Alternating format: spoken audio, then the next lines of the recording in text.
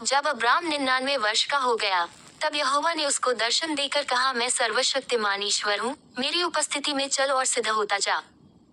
और मैं तेरे साथ वाचा बांधूंगा और तेरे वंश को अत्यंत ही बढ़ाऊंगा। तब अब्राम मुंह के बल गिरा और परमेश्वर उससे यूं बातें कहता गया, देख, मेरी वाचा तेरे साथ बंधी रहेगी, इसलिए तू जातियों के समूह का मूल पिता हो जाएगा। सो अब से तेरा नाम अब्राम न रहेगा, परंतु तेरा नाम इब्राहिम होगा, क्योंकि मैंने तुझे जातियों के समूह का मूल पिता ठहरा दिया है। और मैं तुझे अत्यंत ही फुलाऊंगा और तुझको जाति जाति का मूल बना दूंगा, और तेरे वंश में राजा उत्पन्न होंगे। और मैं तेरे साथ और तेरे पश्चात पीढ़ी पीढ़ी तक तेरे वंश के साथ भी इस आशय की युग युग की वाचा बांधता हूँ, कि मैं तेरा और तेरे पश्चात तेरे वंश का भी परमेश्वर रहूंगा। और मैं तुझको और तेरे पश्चात तेरे वंश को भी ये सारा कनान देश, जिसमें तू परदेशी होकर रहता है, इस रीति दूंगा कि वह युग युग उनकी निज भूमि रहेगी, और मैं उनका परमेश्वर रहूंगा। फिर परमेश्वर ने इब्राहिम से कहा, तू भी मेरे साथ बांधी हुई वाचा का पालन करना, तू और तेरे पश्चात तेरा वंश भी अपनी अपनी पीढ़ी में उसका पालन करे।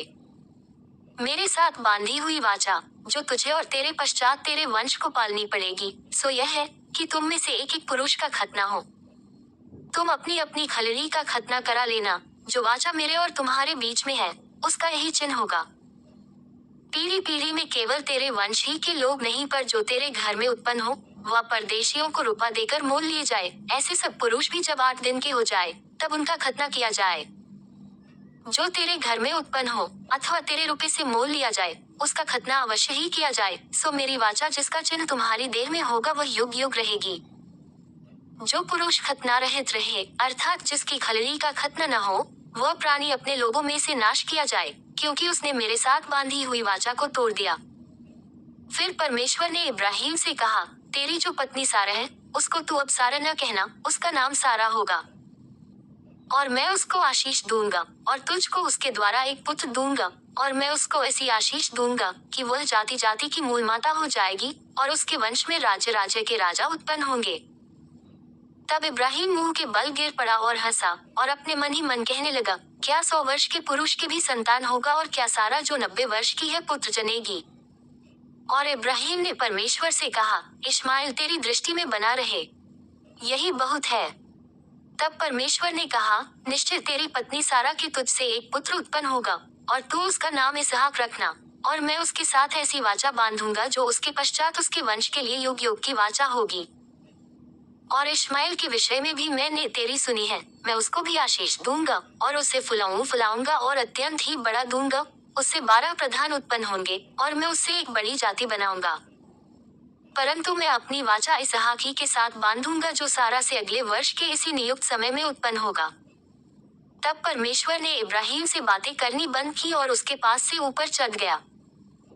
तब इब्राहिम ने अपने पुत्र इश्माएल को उसके घर में जितने उत्पन्न हुए थे और जितने उसके रुपए से मोल लिए गए थे, निदान उसके घर में जितने पुरुष थे, उन सबों को लेके उसी दिन परमेश्वर के वचन के अनुसार उनकी खलड़ी का खतना किया।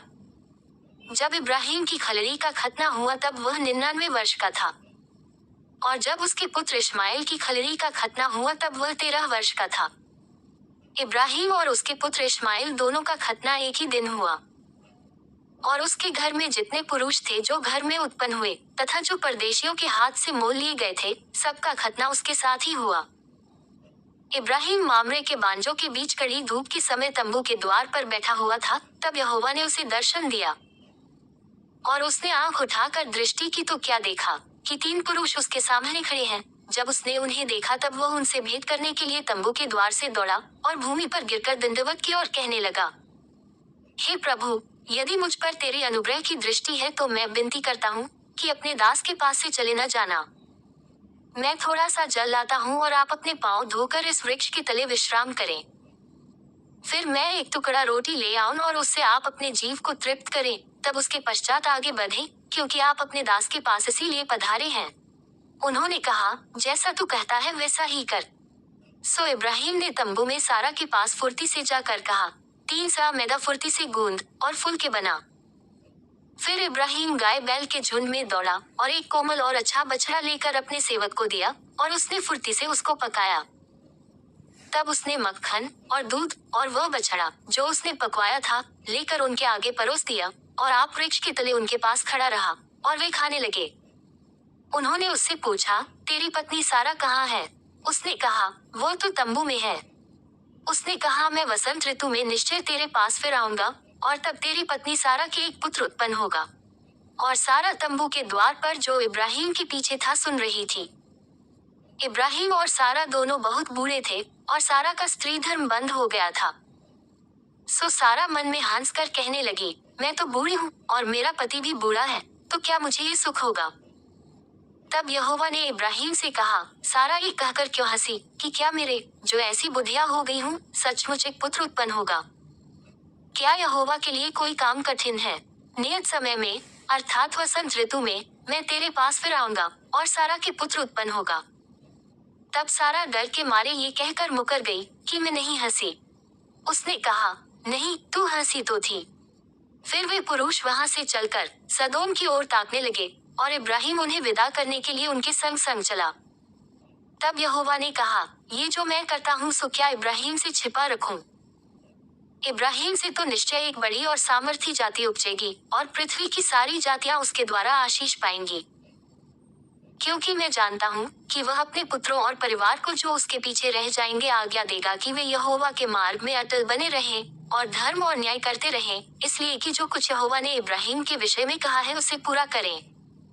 फिर यहोवा ने कहा, सदोम और अमोरा की चिल्लाहट बढ़ गई है और उनका पाप बहुत भारी हो गया है।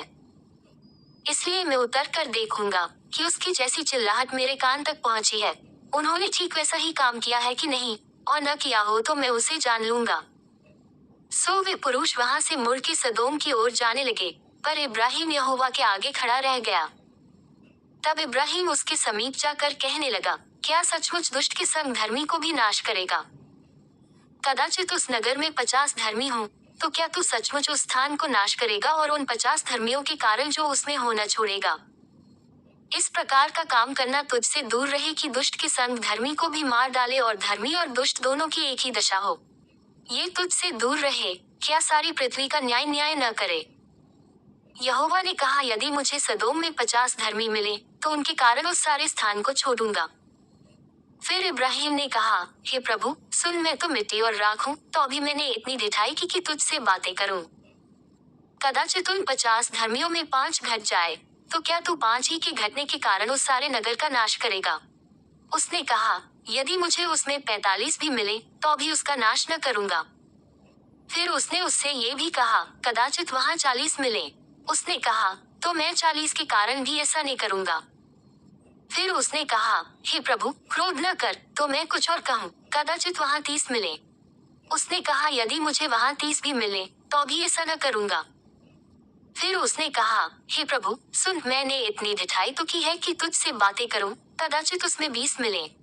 उसने कहा, मैं 20 के कारण भी उसका नाश न करूंगा। फिर उसने कहा, हे प्रभु, क्रोध न कर, मैं एक ही बार और कहूंगा, कदाचित उसमें 10 मिले। उसने कहा, तो मैं 10 के कारण भी उसका नाश न करूंगा। जब यहोवा इब्राहिम से बातें कर चुका, तब चला गया और इब्राहिम अपने घर को लौट गया।